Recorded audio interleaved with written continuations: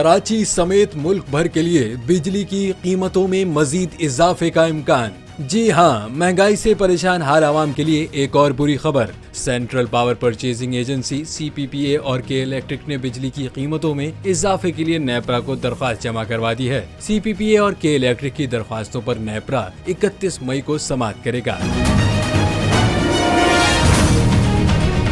CPPA की जानिब से बिजली की कीमतों में 2 रुपए फी यूनिट इजाफे की दरख्वास्त माहाना फ्यूल एडजस्टमेंट की मद में की गई। दरख्वास्त में बताया गया है कि अप्रैल के महीने में 9 अरब 73 करोड़ यूनिट बिजली पैदा हुई। बिजली की पैदावार पर 101 अरब रुपए लागत आई। गुज़िश्ता माह फर्न्स ऑयल से 23 रुपए फी यूनिट बिजली पैदा की गई। LNG से 23 रुपए 83 पैसे बिजली पैदा की गई और ईरान से 23 रुपए 44 पैसे फी यूनिट में बिजली दरामद की गई।